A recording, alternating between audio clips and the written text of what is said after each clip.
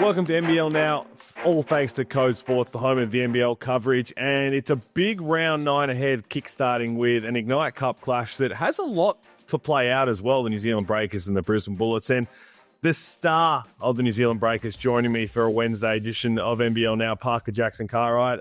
PJC, welcome, man. How you doing? Good. Thanks for having me.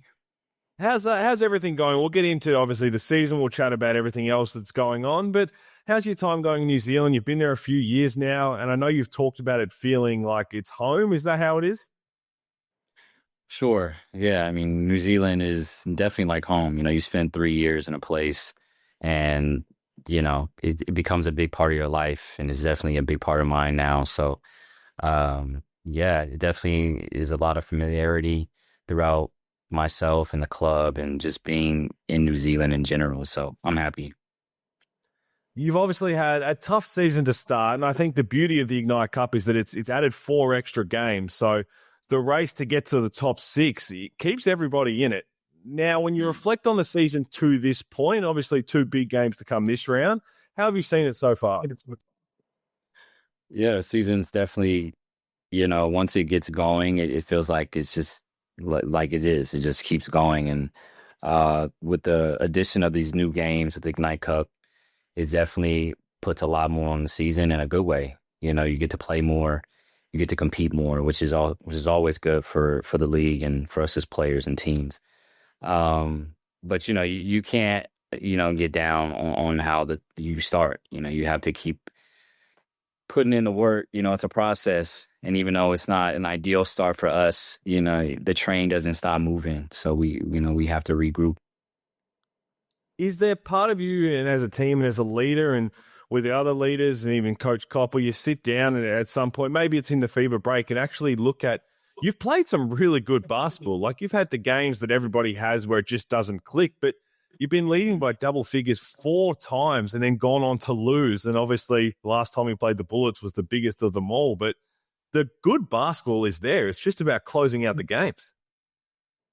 Definitely. I mean, Damon Lowry said it. You know, if the game was 32 minutes or something like that, you know, we would be near the top of the ladder. And you know, that's really kind of where our season's been. You know, you have to play 40 minutes, especially in a league like this. You know, at this level, you know, guys are too good. Teams and coaches are too good. So, you know, we have understood that we're right there in terms of getting over the hump, but obviously you have to do the things to put yourself in that position to win games. Is it more of like an execution thing in the fourth quarter, or maybe the substitution pattern you talk about with Coach Kopp? Or is it something that as a player and leader, you realize, you know what, guys, this is all just in our heads. We've got to go out there and show us that we can continue to push a lead out, can hold on. And once we do it once, the floodgates could open and we could just pile up the wins. Yeah, I mean, I think it's kind of a various factors. Like, you know, you don't particularly lose a game in the last 4 minutes, nor do you can win it in the last 4 minutes for sure. But, you know, you have to look at the whole entirety of the game and where we're going wrong in some of these pockets. Especially, we had some rough starts in the third quarter that we had to clean up. And now it's the fourth quarter where we have to kind of prepare ourselves to victory. And I think this is all just a learning experience, but me being one of the leaders, you know, I have to kind of take some accountability in knowing where we can push ourselves over that little, you know, rough area. The game against the Brisbane Bullets tonight, it's a revenge game for the Breakers because you're up 24 not long ago, and obviously it fell apart right at the end. Tyler Harrison with those 2 tip-offs the rim. When you're scouting this game coming into it, is it you look at, hey, guys, this is what we did that actually worked against them to get up 24? Or is it the other side of, okay, let's just not do what we did towards the back end and we should be okay?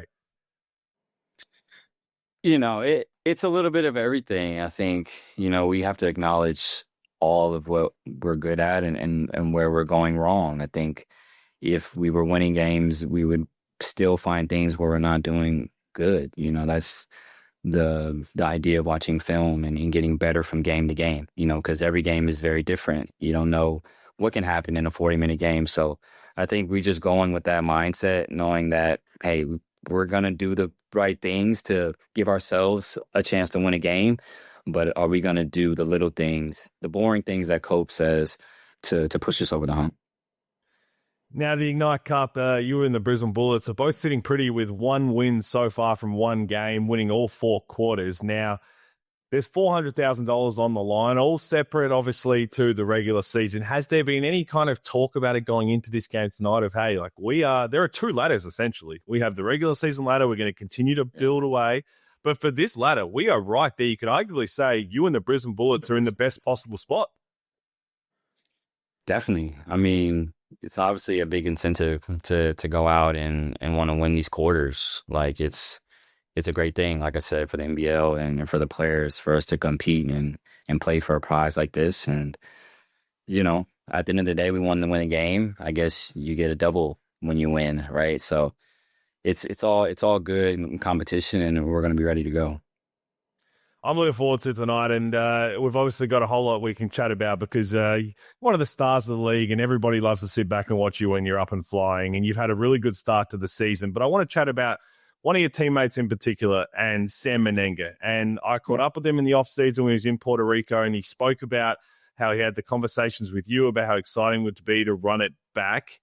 He seems to have shocked a lot of other fans out there of how well he's playing. Not so much a lot of experts knew that he was capable of. But you've been there. You've seen the work he's put in. None of this surprises you at the level he's playing at, I'm sure. No. I mean, this is the second year I've spent around the guy. And his jump from last year to this year is, it's obviously you can see that.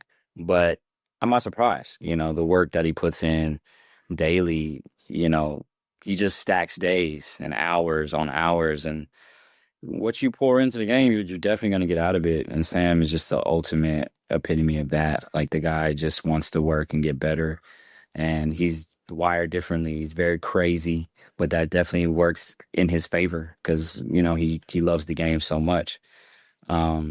And I don't think he gets talked about enough in this league. I think he deserves more recognition, and, he's right at the top with the best. And he came out and said that, didn't he, in the offseason? He said, I want to be one of the best. I want to get the respect. And again, he talked the talk, he's walking the walk. And I think this is just the beginning of what is to be an incredible career. I want to chat to you, Parker, a little bit about the imports that come into the league, because you are one of those rare few we've seen recently who have no problem adjusting and playing to the level you're capable of straight away.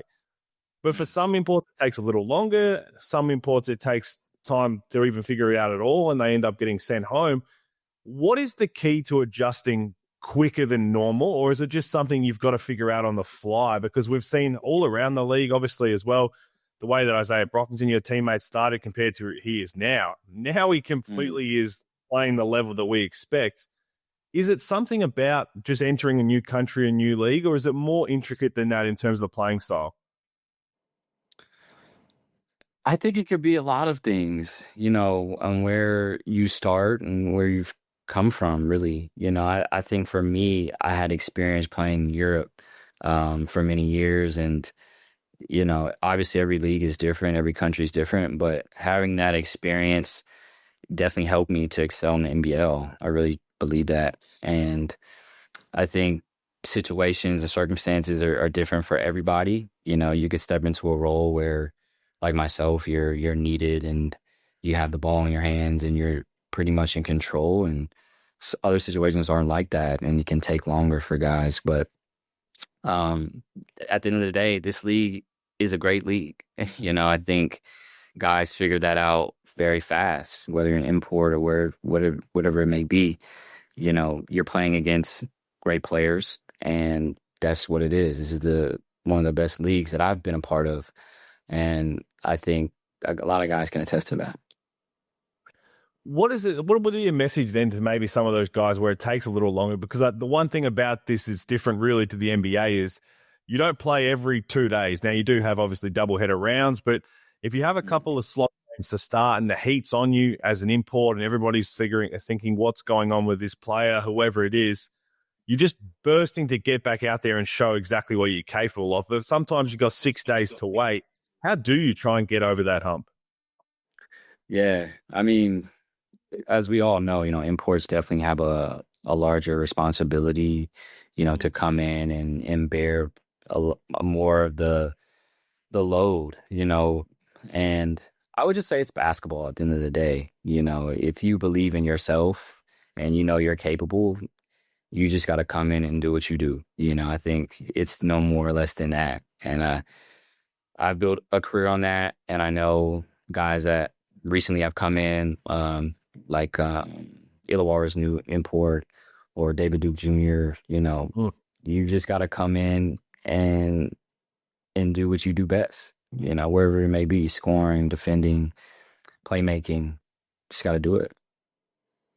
Is there any perhaps new phase? You've been in the league for a couple of years now, or maybe it's an old phase that when you're watching, whether it's scouting, whether you're just relaxing on an off day, you sit back and you turn into a fan just being like, man, I just love the way that this guy goes about his business.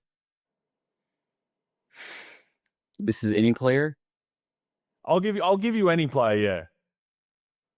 in the league. Oh, well, I've always loved Jack McVeigh's game. I just think, Mm. he's like, uh, he just gets it done. It's kind of the game comes to him, and he can beat you in multiple ways.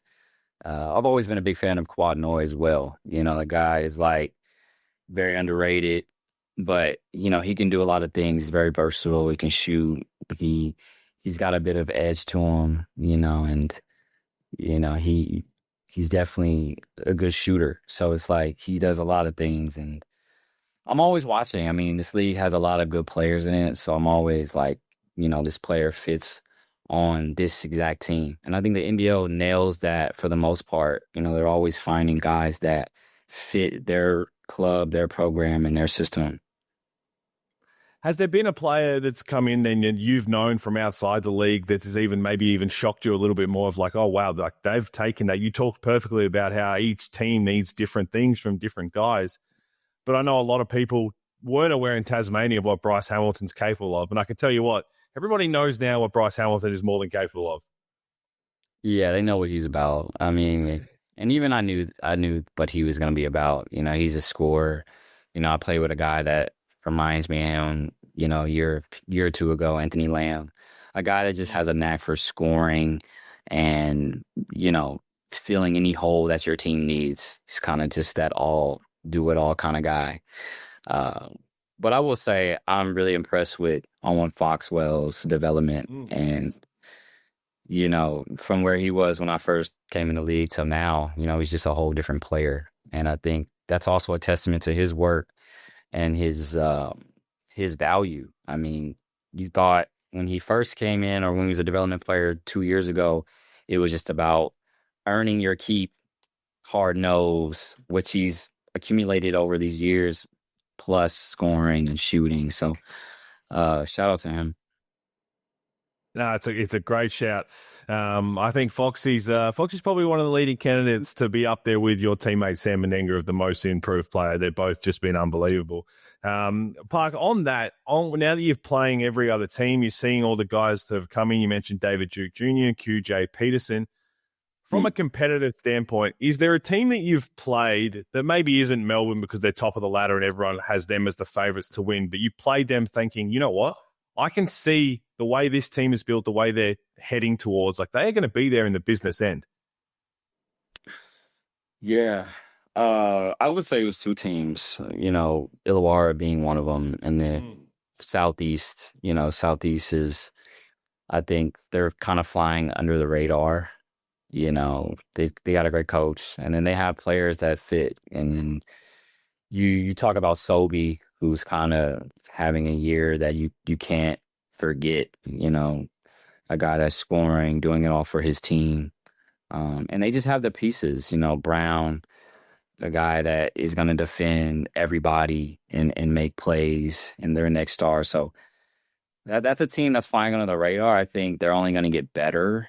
And again, to the finish, you just want to see everybody get better. So it's definitely going to be a good season to see who continues to get better.